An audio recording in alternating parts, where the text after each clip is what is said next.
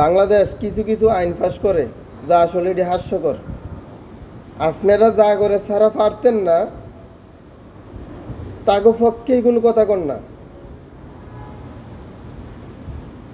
প্রবাসীরা বছরের পর বছর বিদেশ কাজ করে, দেশে যাওয়ার সময় 2-4টা মোবাইল ফোন নিতেই পারে, একটু স্বর্ণ নিতেই পারে।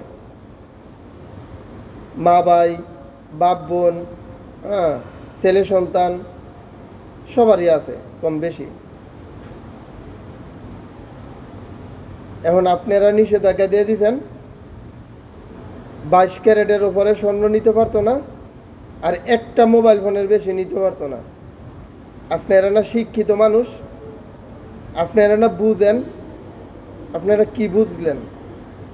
এইটাই বুঝলেন প্রবাসীরা ওইসে কামলা, তাগরে এত মূল্যায়ন করে লাভ নাই। আপনারা এটাই বুঝলেন প্রবাসীকে দরকার নাই। প্রবাসীরা প্রবাসীকে বিষয় নিয়ে যে কোনো সিদ্ধান্ত নেবেন একটু ঠান্ডা মাথায় নিয়েন, একটু ঠান্ডা মাথায় নিয়েন। কারণ কি জানেন, প্রবাসীরা আপনাকে টেয়াই বিদেশে আয় না, সরকারের টেয়াই বিদেশে আয় না। বিদেশে যার যার টেয়াই তেতে বিদেশে আয়। প্রবাসীরা মাথার গাম ফায়ে ফেলাইয়া অনেক রোদের মতন কাজ করে, এসির তলে বয়ে থেকে গোসের টিয়ার চুরির টিয়া নাড়ি।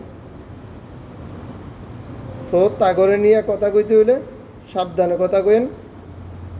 তাগো বিষয়ে যদি আইন পাস করেন, একটু ভাববা চিন্তা আইন পাস করেন।